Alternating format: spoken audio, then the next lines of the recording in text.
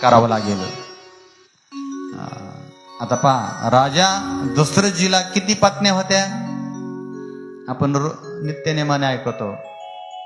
आपण भावार्थ रामायण अनेक वर्ष ऐकलेलं आहे. किती पत्न्या होत्या राजा दशरथजीला? कोणाला माहितीये का?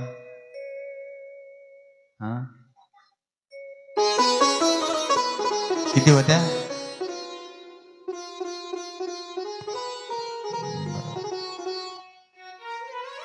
ऐका, राजा दशरथजींना 700 पत्न्या होत्या.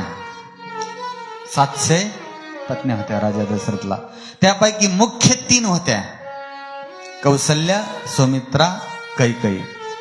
आता इथे पूर्वीचा काळ होता. बरं, पूर्वीचा काळ काय राहायचा? युद्धाला जायचे राजे आणि युद्धाला गेले, युद्ध जिंकल्यानंतर मग ते ज्या राजाने हार पत्करली तो आपलं राज्य स्वाधीन करीत होता एकतर, नाहीतर आपली मुलगी त्या राजाला द्यायचा आणि आपला जावई करून घ्यायचा. ही पद्धत होती पूर्वीची. त्याचा राज्याचा विस्तार व्हायचा. मग युद्ध केलं का एक घेऊन ये, युद्ध केलं का एक घेऊन ये. जसं भगवान श्रीकृष्णाने एक युद्ध केलं 16,000 आहे का नाही, 100 त्या ठिकाणी घेऊन आले होते. हे पूर्वीचं त्या ठिकाणी बहुपत्नी त्या ठिकाणी करत होत्या. आताचा काळ राहिला नाही. आता अवघड होऊन जाईल, आहे का नाही. आता राहिलेल्या मुलालाच त्या ठिकाणी कोणी द्यायला तयार नाही. आता खूप वाईट परिस्थिती आली, आहे का नाही. प्रत्येक गावामध्ये जर निवडून काढले तर नक्की ट्रक भरतील, एक ट्रक. वाईट परिस्थिती आहे सध्या. मुलीच्या वडिलाचे खूप त्या ठिकाणी काय राजेशाही दिवस आलेले आहेत. परवाच्या लग्नात आम्ही एक पाहुण्याला विचारलं, मुलगी काहीतरी कॅम्प्युटर, हा हो महाराज कॅम्प्युटर इंजिनिअरिंग करायची, ती ISI व्हायच्या मार्गावर आहे, असं तसं लगेच पुढलं बोलून दाखवलं. म्हणजे तुम्हाला अजून 2-4 वर्ष तिला शिक्षणालाच लागणार आहे, म्हणजे लग्नाचा विषय काढू नका हे सांगायचं होतं त्याला. अवघड परिस्थिती.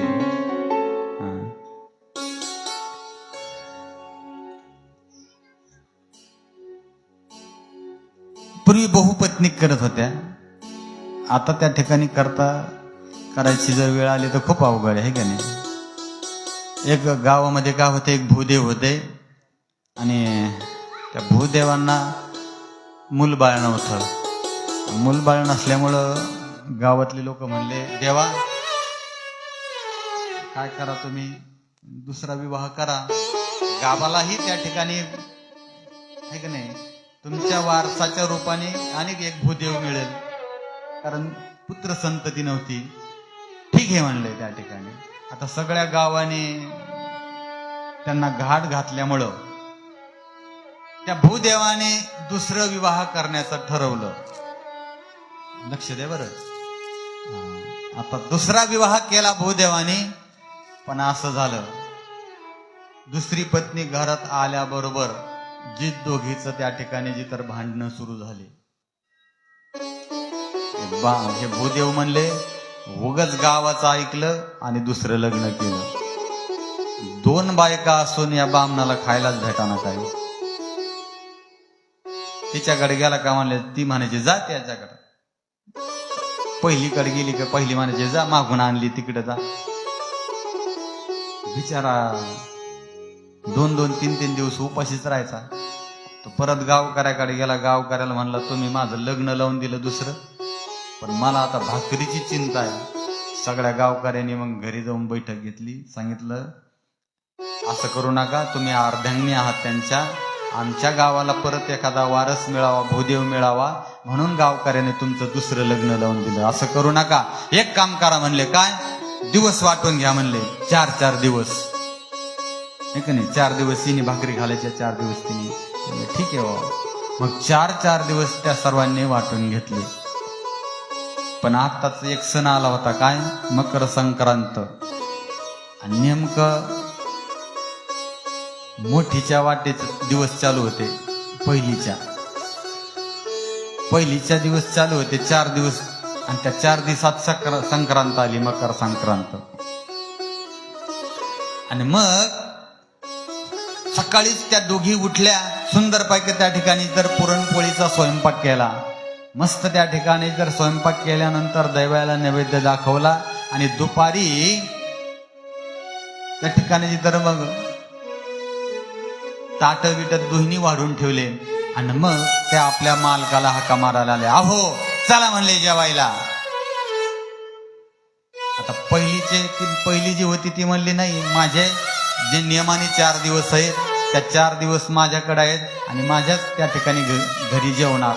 ते म्हणले नाही, आज सण आहे, मकर संक्रांत आहे आणि मी त्या ठिकाणी जी तर त्यांची लाडकी आहे आणि म्हणून सणाच्या दिवशी ते माझ्याकडे जेवणार. ते म्हणले माझ्याकडं. बघता काय लगेच एकमेकीच्या झिंज्यान त्या धरल्या दोन्हीने. आता या बिचाऱ्याला वाटलं सणासुदीचं कशाला भांडण होऊन द्यायचं. ते मध्ये गेला, त्या म्हणला अहो पाया पडतो तुमच्या दोन्हीचं खातो, पण असं करू नका नाही. वर मागून गेलेली वर राहत होती आणि पहिली जी होती ती खाली राहत होती. मग जिने त्या ठिकाणी जी तर त्या ब्राह्मणाचे हात धरले आणि माडीवर घेऊन ओढू लागली. मग खालची जरा जाडजूड होती, तिने पाय धरले जीच वडिलं का ते भूदेव खाली, भूदेवाच्या वर ते त्या ठिकाणी असणारी पहिली आणि पहिलीच्या वर दुसरी. आणि एवढ्यात एक जण आला आणि म्हणला देवा यंदाची सक्रात कशावर बसलेली. ते म्हणले मोडद्या तुला दिसना काय, तो डोळे फुटले कशावर बसलेली. एवढी मोठी सक्रात कशावर बसली दिसना काय. आता या जगात फजिती होईल. पण पूर्वीचा काळ होता तो बहुपत्नी त्या ठिकाणी राजे युद्धाला गेले की राजे त्या ठिकाणी पत्नी घेऊन येत होते आणि त्या पत्नीचं स्वागत सगळेजण करत होते. बरं सगळ्या राण्यात त्या ठिकाणी काय करायचं, आलेल्या नववधूचं स्वागत करत होते. तो काळ काही वेगळा होता. राजा दशरथजीला 700 पत्न्या होत्या. त्यामध्ये त्या ठिकाणी कौसल्या, सुमित्रा आणि कैकेयी ह्या पट्टराणी होत्या. वशिष्ठ मुनींनी सांगितलं त्या ठिकाणी राजन तुम्हाला पुत्र कामिनिष्ठी यज्ञ करावा लागेल, पण कोण करतील तर शृंग नावाचे ऋषी आहेत आणि त्या शृंग नावाच्या ऋषीकडे तुम्हाला यज्ञ करण्यासाठी जावं लागेल, त्यांना पाचारण करावं लागेल आणि यज्ञ झाल्यानंतर तुमच्या पोटी पुत्र संतती होईल. राजा म्हणला काय हरकत नाही. राजाने लगेच त्या ठिकाणी रथ जुंपला, सर्व अक्षिणी सेना त्या ठिकाणी तयार केली. चला म्हणले आपल्याला शृंग ऋषीला आणायला जायचं आहे.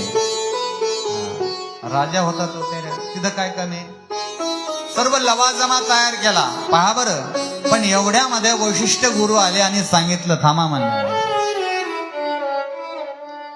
तुम्हाला त्या ठिकाणी गुरुकडे जायचं आहे, त्यांना मागायचं आहे. तुम्ही याचक आहात, याचक.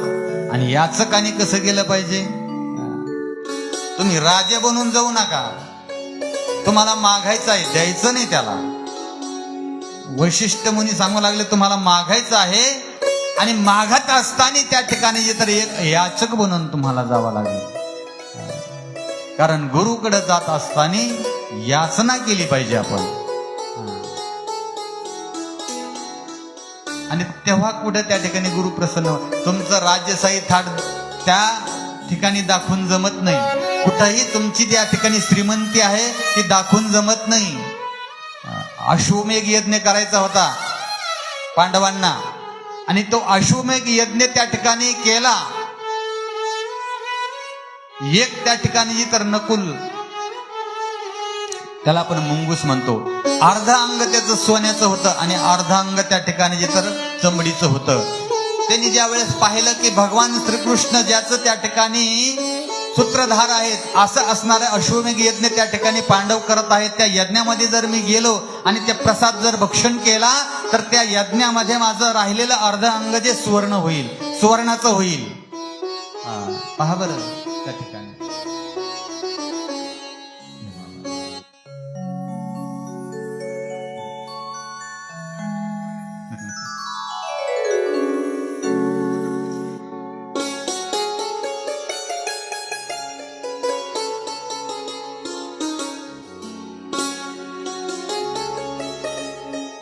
आणि ते यज्ञामध्ये आले, प्रसाद ग्रहण केला, परंतु अर्धा अंग मात्र सुवर्णाचं झालं नाही. त्यावेळेस धर्मराजाने विचारलं भगवान श्रीकृष्णाला,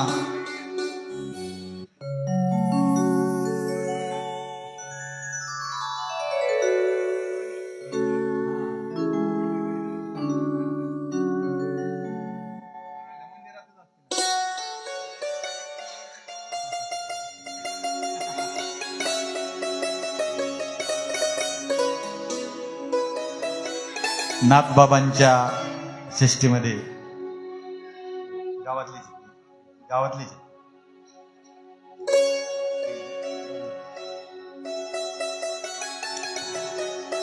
नाथबाबांच्या सृष्टीमध्ये ज्यांची दिंडी असते वडवणीकरांची, आपल्या चतुर्थीच्या दिवशी मुक्कामाला असतात बाबा.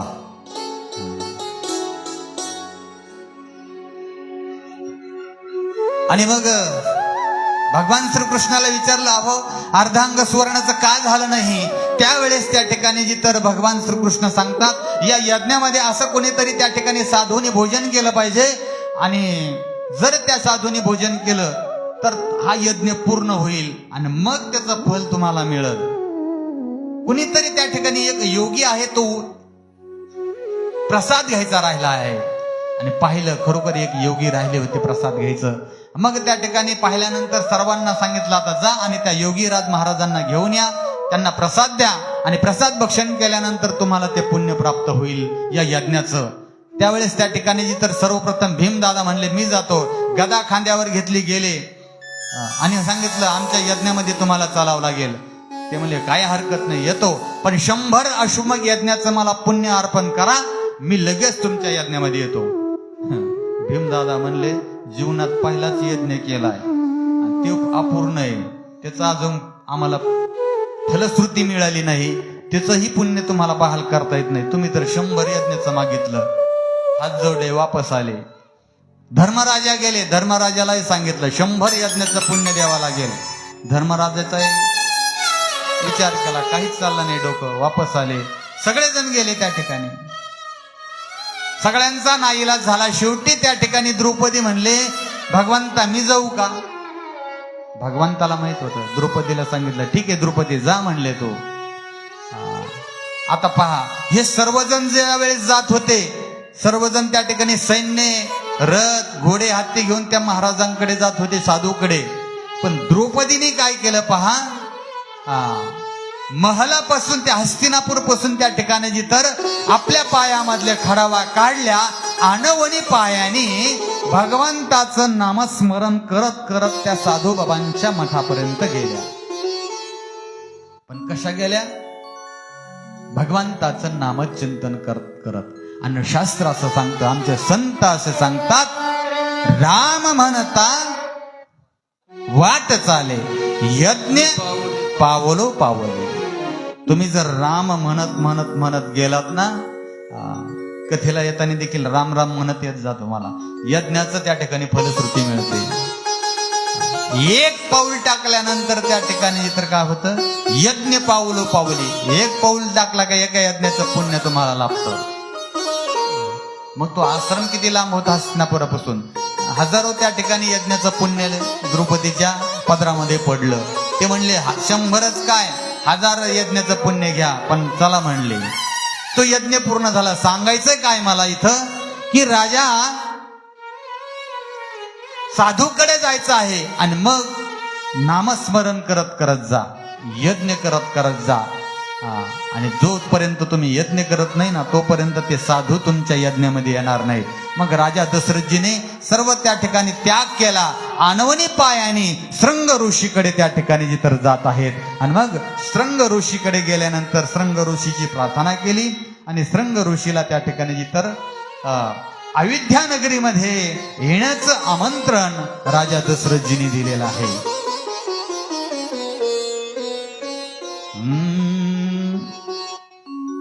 तुलसीदासजी वर्णन करतात, श्रृंग ऋषी वसिष्ठ बुलावा, ऋषी वसिष्ठ बुलावा, हो पुत्र काम शुभ यज्ञ करावा, पुत्र काम शुभ यज्ञ करावा, भगित सहित मुनी आहुती दिनी, भगित सहित मुनी आहुती दिनी, प्रगट अग्नी चरु करलीनी, श्रीराम जय राम जय जय राम, श्रीराम जय राम जय जय राम जय जय राम.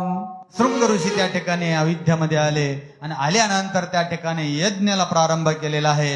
यज्ञ त्या ठिकाणी सुरू झालेला आहे. आहुत्या मागून आहुत्या त्या ठिकाणी टाकायला सुरुवात केलेली आहे. हरि ओम यज्ञेन यज्ञमय दंत देवास्थानी धर्मानि प्रथमन्यास तेहे नाक महिमान संजते अत्र पूर्व साध्य संत देवा.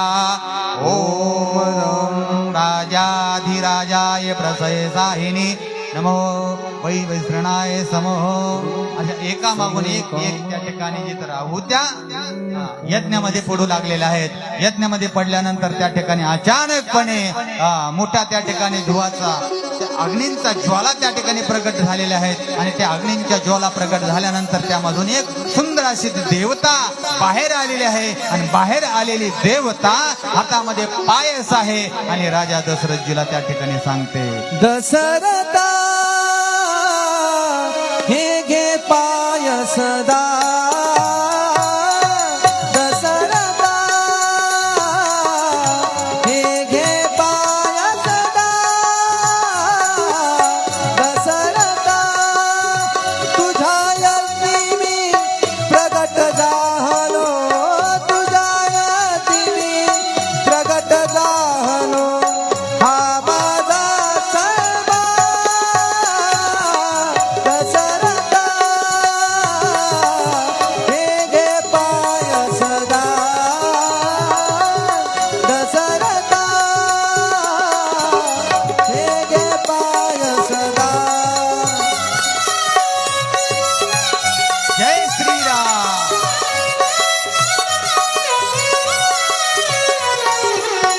तव यज्ञाची होय सांगता. तृप्त झाल्या सर्व देवता. प्रसन्न झाले तुझ्या रूपावर. प्रसन्न झाले तुझ्या रूपावर. श्री विष्णू भगवान. दशरथा हे घे पायसदा. दशरथा हे घे पायसदा. दशरथा हे घे पायसदा. हो हे राजा हे दशरथजी ते यज्ञ देवता त्या ठिकाणी विनंती करू लागला, हे पायस आहे हे घे घे राजा घे. राजाला आनंद झाला. त्या ठिकाणी राजा दशरथजीने जे पायस घेतलं आणि असणाऱ्या आपल्या 3 राण्यांना त्या ठिकाणी जिथं विभागून दिलेला आहे. पण राजाने इथं काय केलं बघा, जे पायस होतं पहिल्यांदा 3 भाग केले आणि त्या 3 भागातल्या त्या ठिकाणी सर्वप्रथम पहिला भाग कौशल्याच्या हातामध्ये दिला. दुसरा भाग त्या ठिकाणी जिथं सौमित्रेच्या हातामध्ये दिला आणि तिसरा भाग जो होता कैकेयीच्या हातामध्ये दिला. आता कैकेयी थोडी त्या ठिकाणी अभिमानी होती. का अभिमानी होती? कारण कैकेयी अत्यंत सुंदर होती. एक तर तिला रूपाचा अभिमान होता आणि एक तर ती त्या ठिकाणी असणारं जे शौर्य आहे, शूरवीरते त्या ठिकाणी. कारण युद्धामध्ये त्या असणाऱ्या कैकेयीने राजा दशरथजीला काय केलं होतं, सहकार्य केलं होतं. आणि म्हणून तिला असं वाटायचं की प्रथम भाग मला द्यायला पाहिजे होता. आणि असं आहे बरं का, शास्त्र असं सांगतं, कुठलाही प्रसाद जर तुमच्या हातामध्ये दिला तर प्रसाद न विलंब करता भक्षण केला पाहिजे. प्रसाद असेल ना, विलंब करायचा नाही. आजकाल खूप अवघड झालेलं आहे. मॉडर्न लोक झालेले आहेत. काही जर प्रसाद असेल तर नाही, मला खायचा मूड नाही. खायचं वस्तू आहे का ती खायची? प्रसाद येतो देवाचा जर प्रसाद असेल. या बाबाजी, प्रसाद न विलंब करता भक्षण केला पाहिजे. पण इथं मात्र कैकेयीला त्या ठिकाणी अभिमान झाला होता, मला जर प्रथम भाग दिला असता तर मी भक्षण केलं असतं. आणि म्हणून ती थोडी नाराज झाली. पण एवढ्यामध्ये काय झालं, तिच्या हातामध्ये जो पायस होता, प्रसाद होता, एक घार त्या ठिकाणी आली आणि तो घारीना जो असणारा जो पिंड आहे, पिंड घारीने झडपिला. पिंड घारीने झडपिला पिंड घारीने झडपिला पिंड घारीने झडपिला अंजनीने तो सेविला अंजनीने तो सेविला महारुद्र आले पोटी अंजनीच्या तपासाठी अंजनीच्या तपासाठी अंजनीच्या तपासाठी अंजनीच्या तपासाठी एवढ्यामध्ये एक घार आली आणि ते कैकईच्या हातामधलं पायस ते घार घेऊन गेले. असं विलंब लावल्यानंतर असं संकट त्या ठिकाणी येतं. मग कैकई त्या ठिकाणी उदास झाली.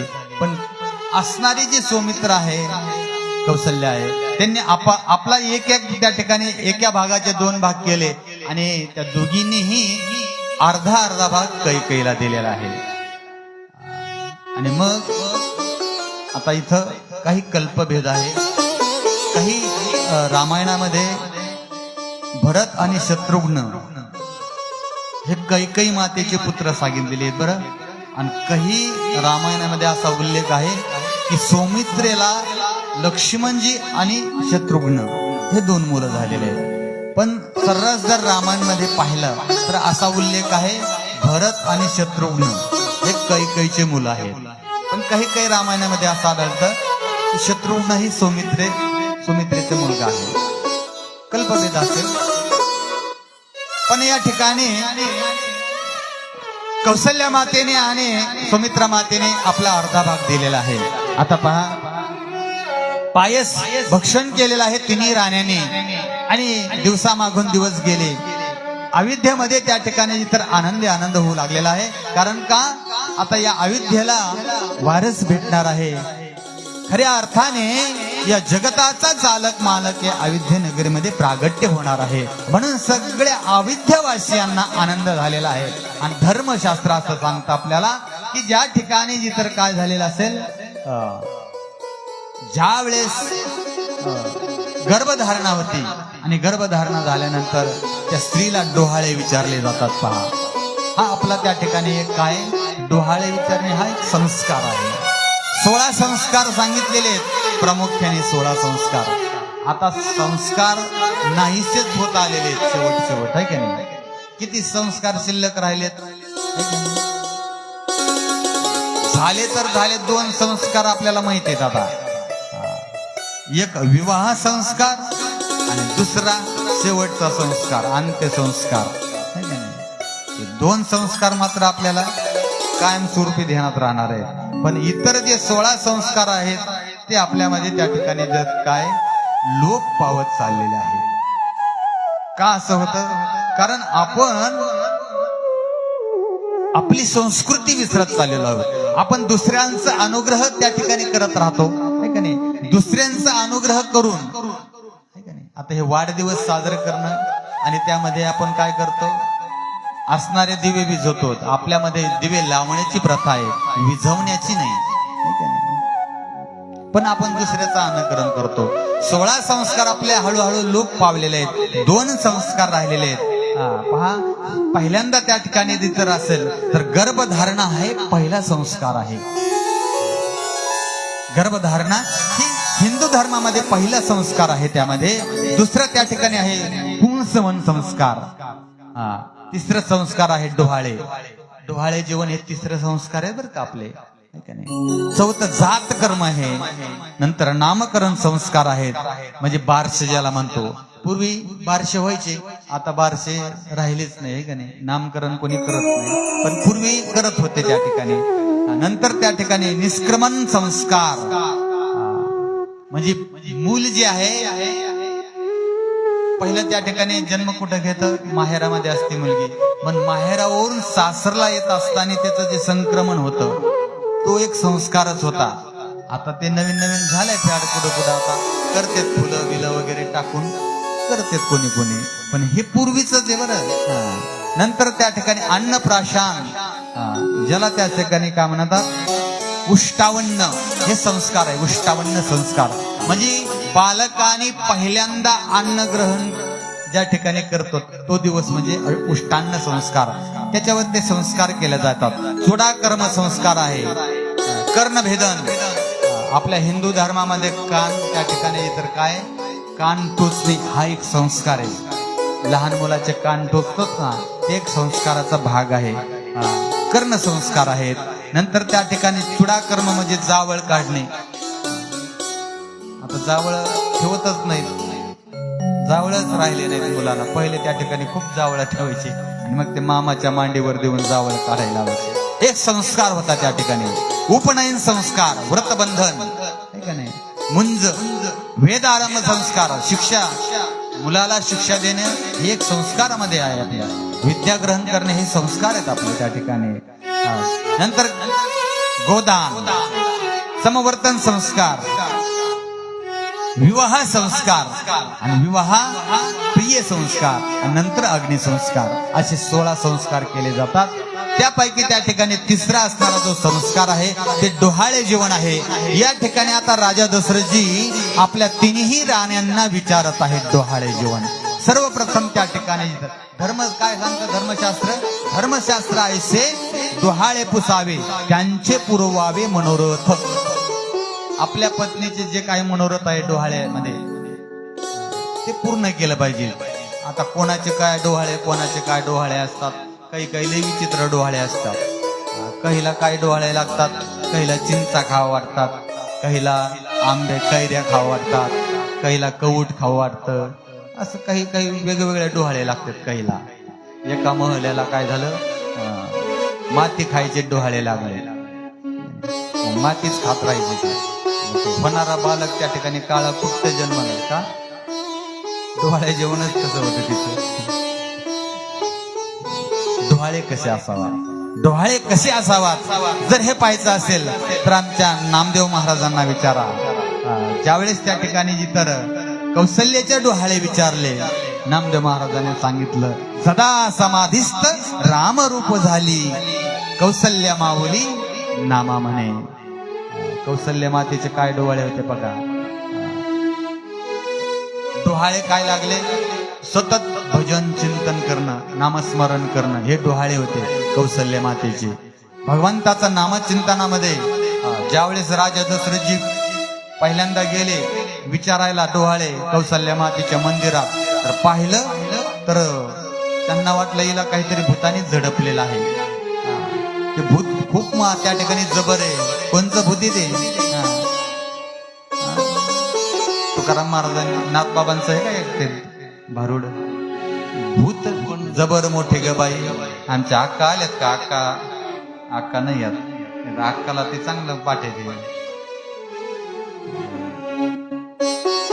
अक्का खूप सुंदर ते भूताचं म्हणत असतात. भूत जबर मोठे ग बाई, झाली गडबड झडबड काहीतरी आहे. ते भूत आहे ते. त्या भूताने झडपलं कोणाला, कौशल्य मातेला. आणि कौशल्य माता त्या ठिकाणी तर वेगळंच त्यांचं स्वरूप त्या ठिकाणी प्रगट केलेलं आहे. आणि रे धनुष्य मारीन रावणा, लंका विभीषणा देईल मी.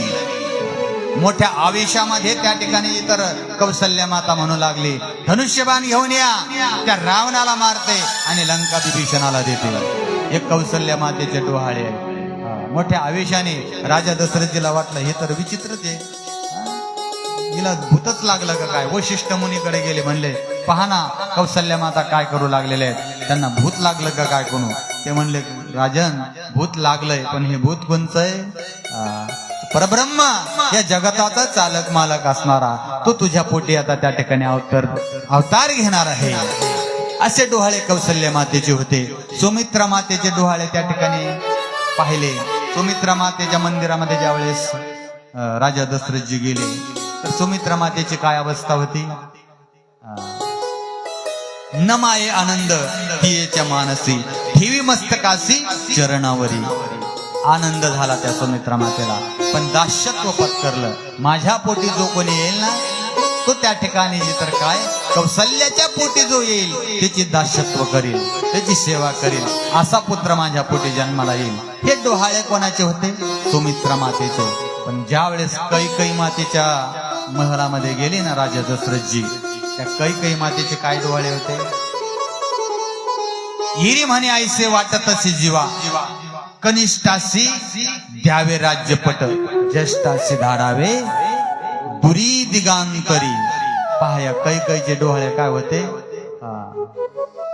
ज्येष्ठ जे मोठे त्यांना वनाला पाठवा आणि जो कनिष्ठ आहे त्याला राज्याचा राजा करावा, असे डोहाळे या कैकईला लागले होते. राजाने पाहिलं आणि तिथून त्या ठिकाणी तर मन विचलित झालं. राजा म्हणलं हिच्या मंदिरात थांबणं योग्य नाही. राजा त्या ठिकाणी निघून आलेले आहेत आणि कौशल्याच्या मंदिरात आल्यानंतर राजाला आनंद झालेला आहे.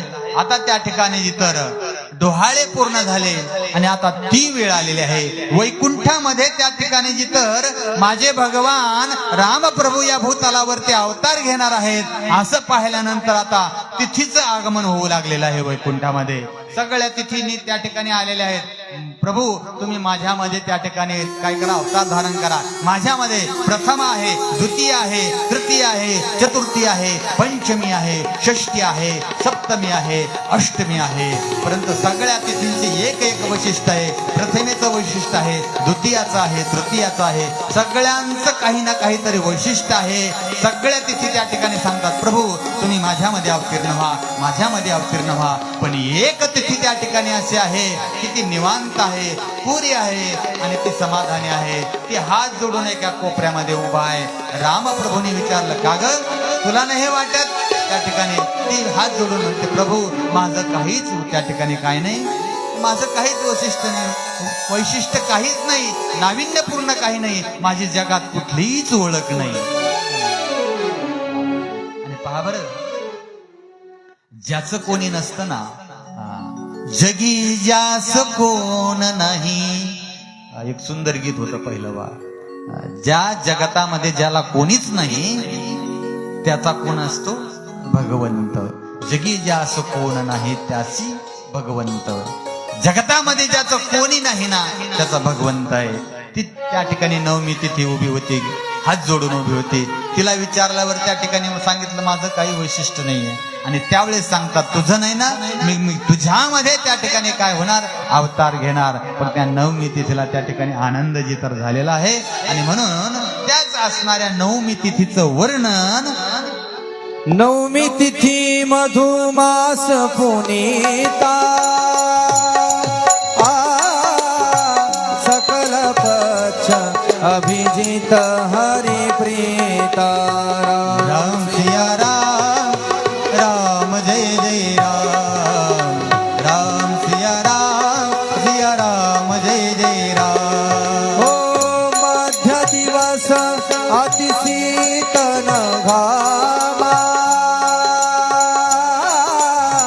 पावन काल लोक विश्वामा. राम सिया राम जय जय राम, राम सिया राम जय जय राम. सिया राम जय जय राम. त्या नवमी तिथीचं वर्णन केलेलं आहे. आपल्याला रामप्रभूचा जन्मोत्सव करायचा आहे. फुलं असली तर वाटा, पण थोडा मध्यंतरी थांबायचं आहे. अजून टाइम आहे आपल्याला. बरं, ज्यावेळेस प्रगटे हे चारो भैया असं म्हटलं जाईल ना, त्यावेळेस रामप्रभूचा जन्म होईल.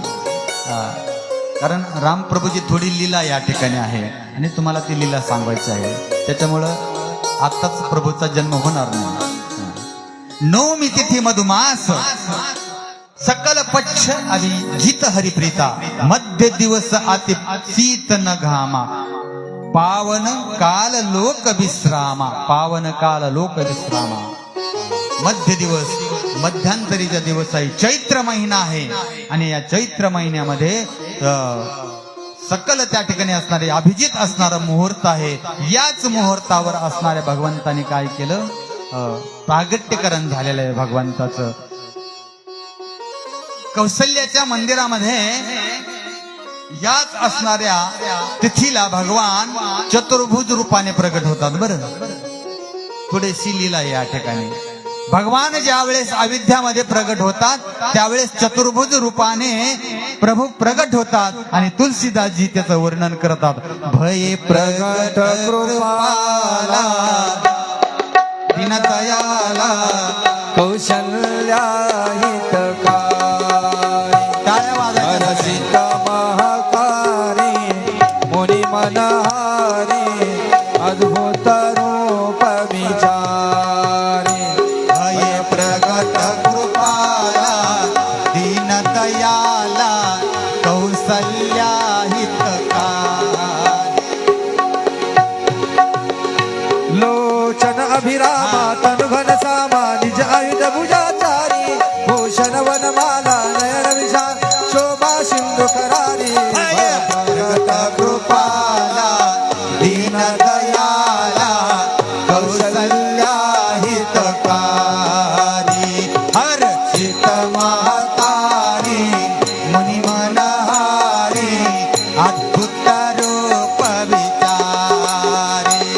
कह दुह कर जोरी अस्तुति तोरी केह विधि करी आनंदा महागुण ज्ञानी आमानावे पुराण भनंता भय प्रगट कृपाला दीनदयाला कौसल्या हितकारी. हर्षित महतारी मुनि मनहारी अद्भुत रूप विचारी. चतुर्भुज रूपाने माझे प्रभू प्रगट होतात आणि ते रूप पाहिल्याबरोबर कौशल्याला आनंद झाला. पण पहा बरं चतुर्भुज रूपाने प्रगट झाले प्रभू, पण मनो आणि शतरूपामध्ये हजारो वर्ष ज्या कौशल्याने आणि राजा दशरथजीने काय केली होती, तपश्चर्या केली होती. त्यावेळेस भगवंताला हात जोडले आणि सांगितले, भगवंता अरे तुझ्यासाठी मी